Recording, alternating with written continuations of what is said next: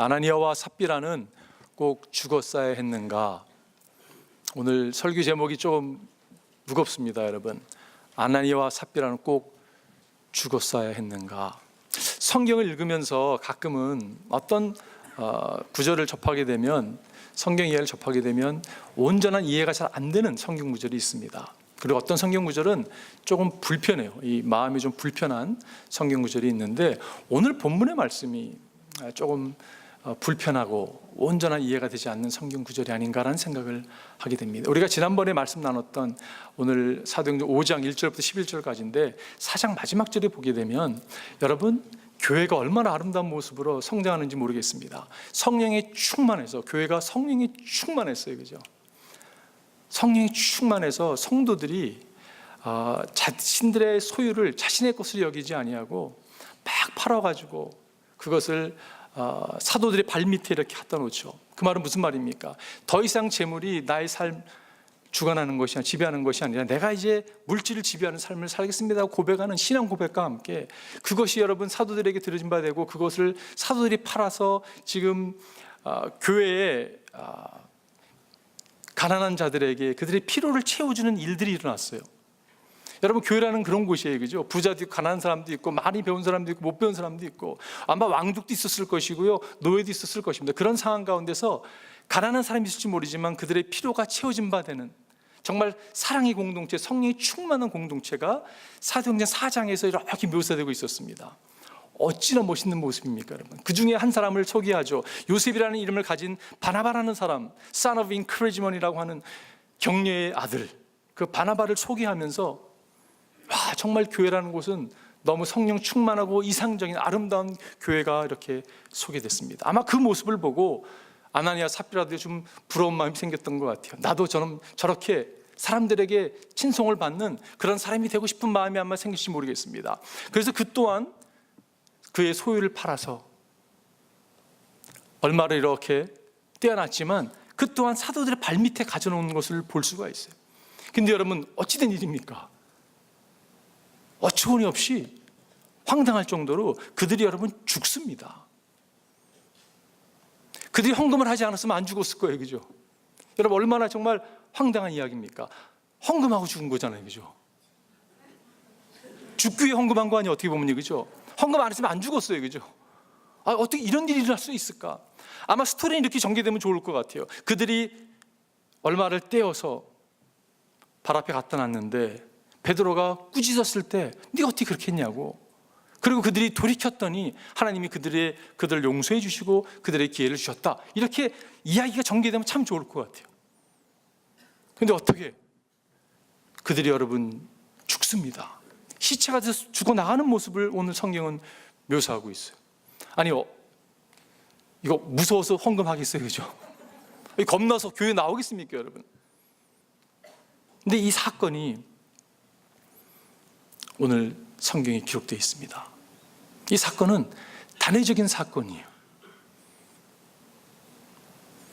단회적인 사건이 얼마나 감사한지 모르겠어요. 매번마다 거짓말 할 때마다 우리가 하나님으로부터 어떤, 이런 표현을 해서 죄송하지만 삥땅을 칠 때마다 죽어나간다면 여러분 얼마나 무섭겠어요, 그죠? 근데 이거는 단회적인 사건이었어요. 나사로를 무덤에서 주님께서 부르신 것처럼 그건 단회적인 사건이었습니다. 주님께서 계속 무덤마다 돌아다니면서 그렇게 하셨으면 좀 복잡해졌을 것 같아요, 그죠? 이것이 얼마나 감사한지 모르겠어요. 단회적인 사건이기 때문에 여러분과 제가 살아있는 거예요. 최소한 그런 생각을 해봅니다. 나는 죽었어도 많이 죽었겠다. 이게 단회적인 사건이 아닌 게 단회적인 사건이 얼마나 감사한지 모르겠어요. 근데 여러분, 이 사건이라는 거, 단회적인 사건은 우리에게 주시고자 하는 하나님의 교훈이 있습니다. 그 교훈을 여러분과 제가 받기를 바라요. 과연 교훈이 무엇입니까? 아나니아와 삽비라는 꼭 죽었어야 했는가? 이 질문에 여러분 답은 무엇이에요? 답을 안 하고 싶어요, 그죠? 우리가 조금 불편하게 느껴진 이유는 이 이야기가 우리의 이야기처럼 느껴지기 때문에 그렇습니다. 그렇기 때문에 답을 쉽게 하고 싶지 않은 거예요. 저는 설교가 끝날 때쯤 여러분이 이 질문에 답했으면 좋겠어요. 아나니아와 삽비라는 꼭 죽었어야 했는가? 오늘 세 가지 여러분 말씀을 나누고 싶습니다. 첫 번째는 교회의 본질은 거룩에 있습니다. 오늘 주님께서 이 사건을 통해서 우리에게 주시고자 하는 교훈이 있다면 그것은 교회의 본질은 거룩에 있다는 것이요. 우리가 이상적인 교회를 이야기할 때마다 여러분 초대교회를 이야기하고 있습니다. 이 지금 초대교회가 능력 있는 교회였어요. 능력 있는 교회로 막 태어났습니다. 이 태어난 교회는 능력을 유지하면서 나가야 되는데 그 교회가 가장 필요한 것이 있다면 그것은 순결함이고 그것은 거룩이었다는 것이. 오늘 본문이 이렇게 시작하죠. 그런데 아나니아라는 사람이 그의 아내 삽비라와 함께 소유를 팔았어. 아나니아라는 사람은요, 이 God is graceful, God is merciful이라는 이름의 소유자입니다. 하나님 은혜로우신 분이셔. 무늬가 너무 그럴싸하잖아요, 그죠? 이 삽비라라는 사람은 beautiful이라는 아름다움이라는 청옥이라는 그런 이름을 갖고 있는 사람이에요. 제가 이걸 묵상하면서 그 생각이 들었어요. 무늬만 있어서 that's not good enough 이런 생각이 들었어요. 근데 이 사람이 여기서 사람이라고 하는 표현이 헬라어로 찾아보게 되면 그냥 평범한 사람을 이야기합니다. 그 초대교회의 중요한 인물이 아니라 예루살렘 교회의 중요한 인물이 아니라 평범한 사람이에요. 이 평범한 사람에게 여러분 지금 이 사건이 기록되고 있는 누가가 기록하고 있는데 11절이라는 긴 장을 저를 이렇게 할애하면서까지 이 이야기를 담고 있습니다. 누가의 의도는 무엇일까요? 하나님의 의도는 무엇일까요? 여기서 우리에게 주시고자 하는 의도는 무엇일까요? 그게 다른 것이 아니라 교회의 본질에 대해서 지금 우리에게 도전을 하고 있다고 생각합니다. 교회가 막 탄생했어요. 탄생한 막 시작하는 교회에 필요했던 것이 있다면 거룩함이라는 것이, 순결함이라는 것입니다. 성경 주석가들이 이 아나니아와 구약의 아간과 대조하면서 말씀을 풀어가고 있는 것을 발견하게 됐어요. 여러분, 구약의 이스라엘 백성들이 지금 가나안 땅을 점령하면서 지금 막 점령하고 막 가나안 땅을 치고 나가야 되는 상황에서 여리고성을 무너뜨렸습니다. 얼마나 멋진 이야기가 나옵니까, 여러분? 근데 아간이라는 사람이요, 옷과 돈과 물건들을 이렇게 숨겨놓잖아요, 그죠? 그리고 그 다음 아이성을 치게 되는데 아이성에 가서 여러분 대패를 당하죠. 아니, 아이성은 작은 성이군요. 뭐 군사 얼마 안 보내도 이길 수 있는 그 상황 가운데서 대패를 당하고 나서 여호수아가 하나님께 나와서 질문하면 하나님 어찌 이런 일이 날 수 있습니까? 기도하는 가운데 하나님께서 밝히시는 것을 경험하게 그 여호수아 7장에 나옵니다. 이스라엘이 죄를 지었다. 나와 맺은 언약, 지키라고 명령한 그 언약을 그들이 어겼고 전멸시켜서 나 주에게 바쳐야 할 물건을 도둑질하여 가져갔으며 또한 거짓말을 하면서 그 물건을 자기들의 재산으로 삼았다. 여기서 도둑질하라는 표현과 여기서 따로 2절에 나오는 따로 떼어놓았다는 표현이 같은 단어를 사용하고 있어요. 여러분, 지난주에도 말씀드렸지만 70인역이라고 하는 초대에 있던 그 헬라어 번역본에 보게 되면요, 구약 히브리서 써졌는데 번역본이 있었거든요. 그 번역본에 나오는 단어가 유일하게 사도행전과 이 여호수아 7장에 여기밖에 나오지 않는 거예요. 그게 도둑질하여라는 말과 아다니아가 떼어놨다는 말과 같은 단어를 사용하고 있는 것을 보게 됩니다. 한 주석가가 이렇게 표현했어요. 아간의 죄와 아나니아와의 죄는 구약과 신약 교회가 각각 시작되는 시점에서 저질러진 것으로 많은 점에서 유사하다라고 말씀하고 있어요. 지금 나라가 세워져서 여러분 지금 가나안 땅을 점령하면서 나아가는 그 시점에 있어가지고 이것은 하나님이 딜을 해야 될 어떻게 보면 이슈였다는 것이. 하나님이 우리에게 요구하는 것이 무엇일까? 그것은 거룩이라는 것이. 거룩. 전쟁을 치르는데 하나님께서 이스라엘 백성들에게 할례를 하라고 얘기해요. 여러분, 전사들이 지금 전쟁을 나가야 되는데 할례를 하고 있습니다. 그게 무슨 말입니까? 하나님께서 요구하는 것이 있다면 전쟁은 거룩함의 회복이지, 전쟁은 나가서 전술을 하고 승리하고 이런 차원이 아니에요. 내가 이끄는 군대, 하나님의 백성들이 속해 있는 군대는 거룩함이 힘이라고 이렇게 선포하고 있는 모습이라고 생각이 들어요. 이 초대교회 시작이 여러분 그렇게 시작하는 것을 보게 됩니다. 비슷한 이야기가 내위기에 나오는 걸 보게 돼요. 여러분, 내위기 보게 되면 제사들이 쭉 설명이 돼요, 그죠? 어떻게 제사를 드려야 되는 거에 대해서 뭐 하목제부터 시작해서 제사부터 해서 많은 있잖아요, 그죠? 많은 제사들이 속건제, 뭐 burnt offering, 번제부터 뭐 여러 가지 이 제사를 쭉 설명하면서 9장에 가면요, 내위기 9장에 가면 아론과 아론의 아들이 제사장으로 임명을 받습니다. 기름 부음을 받거든요. 그리고 여러분, 9장에 가서 이제 첫 예사를 성막에서 제사를 드리는데 너무 예배가 좋은 거예요. 하나님이 여러분 임재가 너무 강하게 임했습니다. 얼마나 강하게 임했냐면 하나님 막 영광을 받으시는 거예요. 지금 성막에서 드려진 첫 예배입니다. 사람들이 얼마나 축복을 받는지 모르겠어요. 그게 9장에 나오는 이야기예요. 근데 여러분 10장에 무슨 이야기 나오는지 아세요? 나답과 아비후가, 아론의 아들이 여러분 죽습니다. 하나님이 명하지 않는 불을 가지고 제사를 분향을 하다가 죽는 이야기가 나와요. 그리고 무슨 생각이 드냐면 어떻게 이럴 수가 있지? 성경 읽으면서 여러분 시험 들 수 있는 거예요. 이상하다.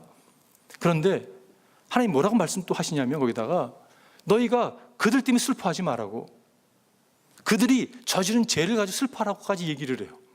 그 장면을 무슨 생각이 드냐면 좀 이상하다. 하나님, 우리가 생각하는 사랑의 하나님과는 거리가 먼 것처럼 느낄 수가 있어요. 근데 거기서 배울 수 있는 교훈이 있다면 하나님에게 있어서 거룩이란요, 타협할 수 없다는 것을 우리가 깨닫게 돼요. 그것이 우리를 향한 기준이라는 것이. 여러분 굉장히 무겁죠. 제가 일주일 동안 이 말씀을 준비하면서 제 마음 가운데 거룩한 부담이 막 생기더라고요. 이게 쉽지 않은 것이. 근데 하나님께서 초대교회가 시작된 데 있어가지고 타협할 수 없는 그것이 무엇인가 하면 거룩이라는 것이. 다시 말해서 여러분과 제가 교회인데, 교회란 어떤 곳이냐? 여러분 교회는요, 교회 기능 가운데 선교, 구제, 봉사 많잖아요, 그죠?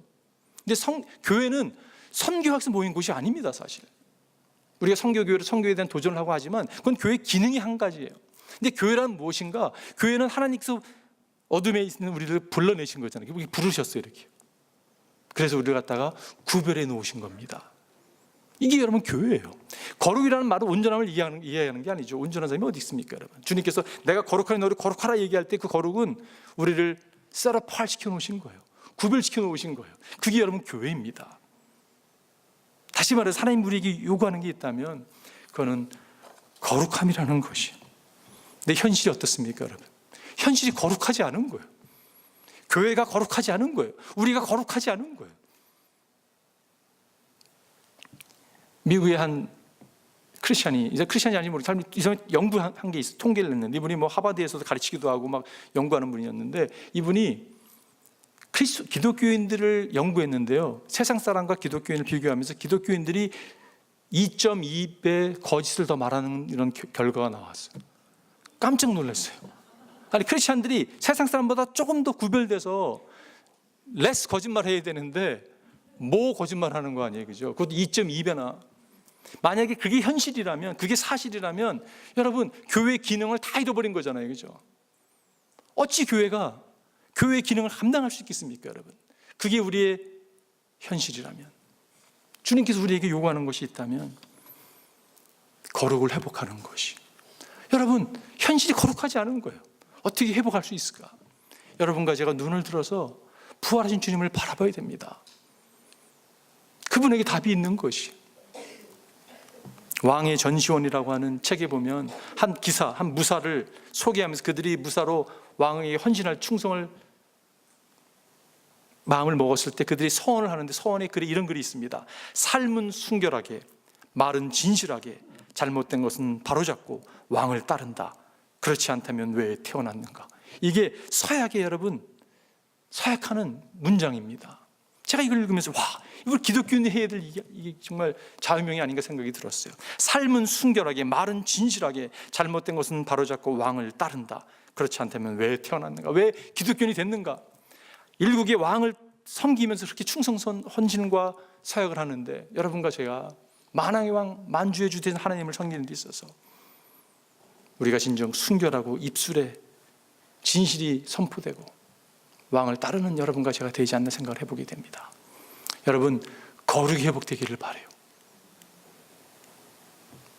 여러분과 저의 삶에 거룩이 회복되기를 주님으로 축원드립니다. 이게 우리의 주님 교훈이라고 생각이 들어요. 두 번째 교훈이 있다면, 하나님은 위선을 미워하십니다. God hates hypocrisy.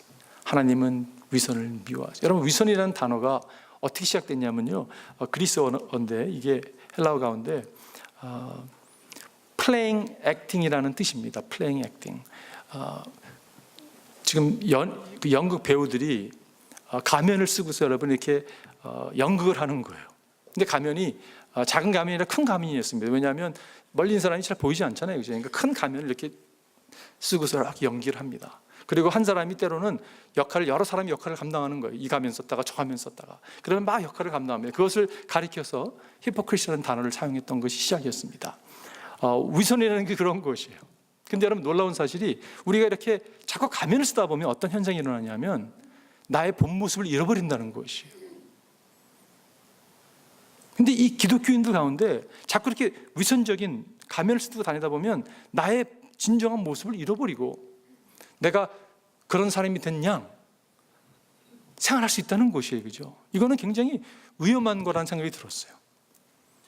내가 진정 도움이 필요한 하나님의 정말 도움이 필요한 사람임에도 불구하고 필요 없는 척함으로 말미암아 도움을 못 받는 자리에 나갈 수 있다는 거잖아요. 그죠? 사기꾼 현상이라는 책이 있습니다. 사기꾼의 현상들, Imposter Phenomen이라는 책이 있는데 그 책에서 뭐라고 표현하냐면 이렇게 표현하고 있어요.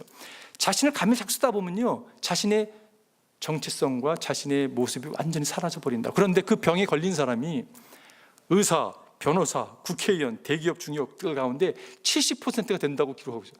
어떻게 통계 나오는지 모르겠지만 놀랄 일 아닙니까, 여러분? 혹시 이 병에 걸린 사람이 있지 않을까? 교회 다니는 사람은 어쩌면 이 병에 걸릴 수 있는 확률이 저는 더 높다는 생각이 들었어요. 하나님은 이 위선을 참 증오하세요. 싫어하세요. 오늘 본문 보십시오. 그 땅은 팔리기 전에도 그대의 것이 아니었어. 또 팔린 뒤에도 그대 마음대로 할 수 있었던 것이 아니었어. 그런데 어찌하여 이런 일을 할 마음을 먹었어. 그대는 사람을 속인 것이 아니라 하나님을 속인 것. 사람을 속인 것이 아니라 하나님을 속인 거라고 지금 꾸중을 듣고 있어요. 그죠? 근데 뭐라고 얘기합니까? 어찌하여 이런 일을 할 마음을 먹었어. 왜 이 마음을 아나니아 삽비라는 먹었을까요? 오늘 본문은 5장 1절 이렇게 시작합니다. 그런데로 시작해요. 그런데란 말은 그 전에 어떤 사건이 있었고 그러므로 그런데 해가지고 이어지는 사건이에요. 그죠? 4절 마지막 부분에 바나바라는 인물이 칭송받는 걸 보고서 어쩌면 시기 질투가 생긴지 모르겠어요. 여러분, 똑같이 한 거예요. 그죠? 바나바와 아나니아와 다른 게 무엇입니까? 소유를 팔았어요? 사도를 발 밑에 갖다 놨어요. 똑같잖아요. 그죠? 겉모습은 너무 똑같은 거예요. 그런데 그 중간에가 좀 뭐가 있는 거 아니에요. 그죠? 그 차이인데 그 모습을 하나님이 싫어했다는 것이에요. 그게 한마디 얘기하면 그건 위선입니다. 사탄에게 속한 자들의 죄 중에 가장 고단수 죄가 무엇인지 아십니까, 여러분? 네, 그거예요. 위선이에요. 위선. 다른 죄가 아니라 위선입니다. 예수님이 가장 질책했던 죄 가운데 여러분 다른 죄가 아니었어요. 위선을 질책하고 있는 것을 보게 돼요. 주님께서 이렇게 말씀하셨죠. 율법학자들에게, 바리새인과 율법학자들, 바리새인 사람들아, 위선자들아, 너에게 화가 있다. 너희는 회칠한 물론 같기 때문이다. 그것은 겉으로는 아름답게 보이지만 그 안에는 죽은 사람의 뼈와 온갖 더러운 것이 가득하다. 이와 같이 너희도 겉으로는 사람에게 의롭게 보이지만 속에는 위선과 불법이 가득하다. 사람에 보이기에는, 어쩌면 우리의 모습에는 그런 모습이, 사람에 보기에는 그럴싸한 거예요. 의롭게 보이는 거예요. 그러나 속이 위선으로, 불법으로, 해칠한 무덤처럼 가득한 그런 모습이 우리들의 모습이라면 여러분, 이것을 해결해야 된다는 것이에요. 아나니아와 삽비라는 외향적인 것에, 사람이 눈에 보이는 것에 관심이 있었습니다. 다시 말해서 하나님에 대한 별로 관심이 없다고 얘기할 수 있는 모습이에요. 그죠? 여러분과 저의 모습은 어떻습니까? 여러분, 오늘 메시지가 굉장히 무겁죠. 그죠? 무거움이 우리 가운데 전 찾아오기를 바라요. 열심도 있고 헌신도 했는데 그 헌신과 열심이 하나님을 위한 헌신과 열심이 아니에요. 어떤 사람을 위한 헌신과 열심이 될 수 있습니다. 여러분, 그거는 하나님이 증오한다는 것이에요. 거기서 여러분, 우리가 자염을 누려야 됩니다. 아브라함에게는 롯이라는 사람이 있었잖아요. 그죠? 조카 롯이 있었는데 아브라함과 롯의 이야기를 잘 알고 있습니다. 아브라함은 하나님께서 명령하심에 따라 그의 본토 집을 떠나서, 갈대우르를 떠나서 여러분, 하나님이 지시한 땅으로 나아가잖아요. 그죠? 그 말은 하나님을 보고 나아간 것이에요. 근데 롯은 하나님을 보고 나아갔다고 얘기하지 않습니다. 롯은 누굴 봤냐면 아브라함을 봤어요. 그게 롯과 아브라함의 차이입니다. 교회 신앙생활들은 시험 들죠. 여러분, 나 시험 들었어. 왜 시험 드는지 아세요? 제가 답 가르쳐 드릴까요? 사람을 보기 때문에 시험 드는 거예요. 저 목사님 보니까 시험 드네. 사람을 보니까 시험 드는 거예요, 여러분. 사람 보지 마십시오. 신앙생활 하나님 보고 나가는 거잖아요, 그렇죠? 근데 얼마나 우리가 쉽게 사람을 보고 실망하고 좌절하고 시험 드는지 모르겠어요. 우선은 사탄을 닮은 모습입니다. 여러분과 제가 여기서 자염을 누렸으면 좋겠어요. 성경에 이렇게 말씀하고, 그러나 놀랄 것은 없습니다. 사탄도 빛의 천사로 가장합니다. 사랑이 가장하는 거거든요. 그렇다면 사탄의 일꾼들이 의의 일꾼으로 가장한다고 해서 조금도 놀랄 것이 없습니다. 그들의 마지막 그들이 행한 대로 될 것입니다. 결국 다 드러나게 돼 있어요. 여러분과 제가 사탄의 일꾼이 아니라 하나님의 일꾼 되기를 주님의 축원드립니다. 그것이 여러분 세 번째 마지막 포인트로 우리 인도한다고 생각이 들어요. 그게 뭐냐면 배후 세력을 알아야 된다는 것이, 배후의 세력이 있습니다. 여러분과 제가 이걸 놓치지 않았으면 좋겠어요. 배후의 세력이 누굽니까? 마귀 사탄입니다. 여러분, 오늘 본문에 보게 되면 그때 베드로 이렇게 말하였다. 아나니아는 들으시 어찌하여 그대의 마음이 사탄에게 홀려서라는 표현, 홀려서라는 표현을 영어로 보면요, filled with Satan이라는 이야기거든요. 근데 성령에 충만한 것과 사탄에 충만한 똑같은 단어를 사용하고 있어요. 아, 그렇구나. 교회는 성령에 충만할 수도 있고 사탄에 충만할 수 있는 거예요, 그죠? 여러분과 제가 교회라면 그렇게 될 수 있는 거예요, 그죠? 성령이 충만한 곳에 사탄의 공격이 있습니다. 우리가 성령이 충만하지 않는다면 사탄이 공격할 필요가 없잖아요, 그죠?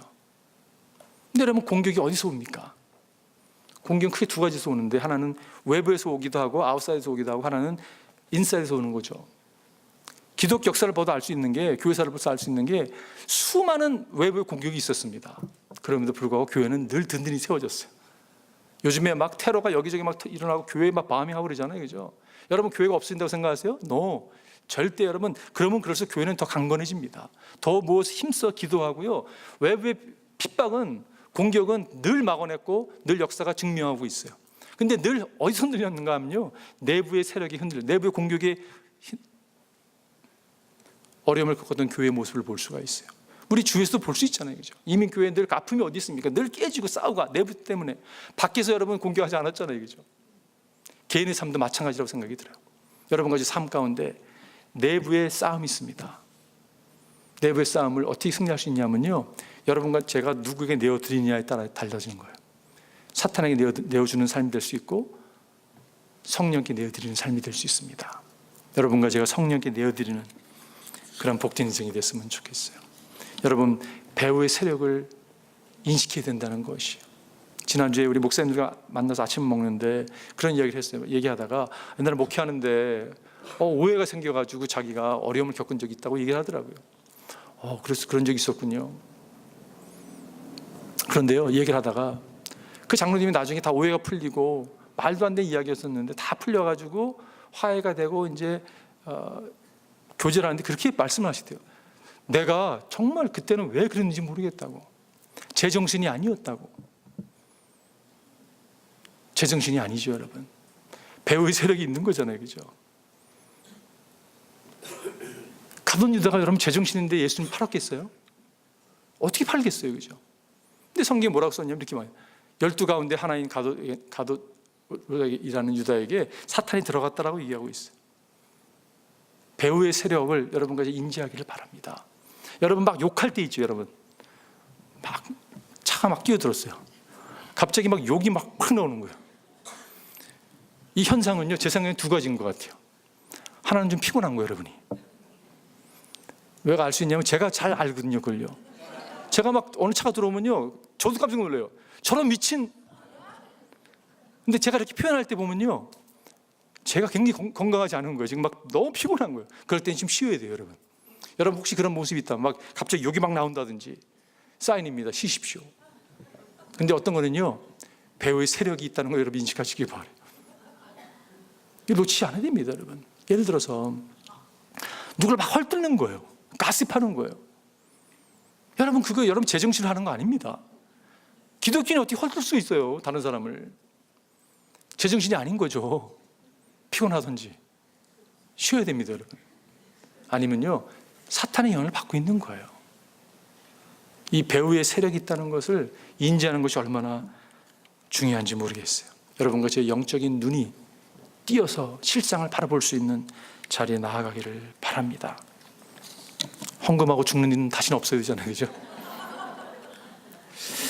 사탄이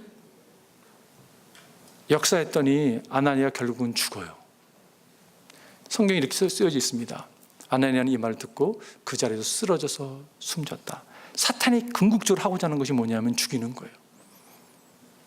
일시적인 여러분 쾌락을 줄 수 있습니다. 근데 결국은 죽이는 거예요. 여러분과 제가 그 가운데 나가지 않았으면 좋겠어요. 오늘 제가 결론 내리겠습니다. 결론 11절이 끝나죠. 온 교회와 이 사건을 들은 사람들은 모두 크게 두려워하였다. 이 두려움은 어떤 두려움입니까? 너무 하나님 무섭네. 막 무서워. 어떻게 이게 아니라 하나님을 경외하는 정말 reverential fear를 말하고 있는 것이. 이 성령 충만함은 하나님을 향한 경외심으로 이끄는 것을 보게 됩니다.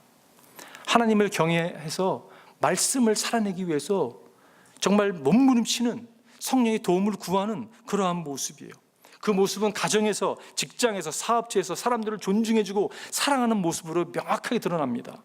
성령 충만함 여러분, 방언을 말하고 찬양을 뜨겁게 하고 기도에 힘쓰는 모습, 그것도 한 부분이지만 진정 성령의 충만한 모습은 하나님 앞에 살아가는 것을 인식하며 성령의 열매를 맺는 삶이에요. 하나님의 나를 늘 보고 계시는 거예요. 한국 예능 프로그램 보게 되면 관찰 예능 같은 거 있잖아요, 그죠? 카메라가 24시간 돌아갑니다. 사람들이, 연예인들이 그걸 인식할까요, 하지 못할까요? 인식을 하죠, 그죠? 그러나 가끔은 까먹을 것 같아요. 카메라 돌아가는 것조차를. 우리는요, 늘 하나님께서 우리를 보고 계신다는 것을 인식하며 살아야 되는 사람들이에요. 여러분, 하나님 날 보고 계시는데 그렇게 막 뒷담화 칠 수 있겠어요? 못 치죠. 함부로 행할 수 있습니까? 못하죠. 하나님 나를 보고 계시는데 그 인식, 그게 성령 충만한 하나님을 경외하는 모습이라고 생각이 들어요. 여러분과 제가 그런 삶이 됐으면 좋겠어요. 오늘 제가 질문, 답을 하겠습니다. 아나니아와 삽비라는 꼭 죽었어야 되는가? 여러분 답이 뭐예요? 제 답은요, 꼭 죽었어야 돼요. 너무 가격합니까, 여러분? 아나니아 삽비라 꼭 죽었어야 합니다. 이거를 아나니아 삽비라에게 적용하는 게 아니라 나에게 적용하면 그렇게 저는 얘기하고 싶어요. 거짓은 꼭 죽어야 됩니다, 여러분. 위선은 꼭 죽어야 돼요. 탐심과 시기 질투 꼭 죽어야 됩니다. 사탄의 배후에서 우리를 붙잡고 있는 그 삶이라면 그건 꼭 죽어야 돼요. 왜? 이 길이 살 길이기 때문에 그렇습니다. 이 길만이 살 길이에요. 여러분과 제가 성령에 충만했으면 좋겠어요. 오늘 저는 말씀을 준비하면서 제가 얼마나 일주일 동안 갈등하고 많이 하나님께 얘기했는지 모르겠어요. 하나님, 이것이 우리의 모습입니다. 하나님, 거룩하지 않습니다. 위선으로 가득합니다. 의의 도구가 되지 못하고 사탄의 도구를 사용할 때가 얼마나 많은지 모릅니다. 주님, 우리에게 궁을 내려 주시옵소서. 여러분, 제가 기도했으면 좋겠어요. 회개하고 나아갈 때 주님께서 우리에게 부으시는 새로운 영으로, 성령으로 체험받는 성령의 능력을 힘입고 하나님을 경외하는 삶을 살아내는 여러분과 제가 되기를 주님의 이름으로 축원드립니다. 기도하겠습니다.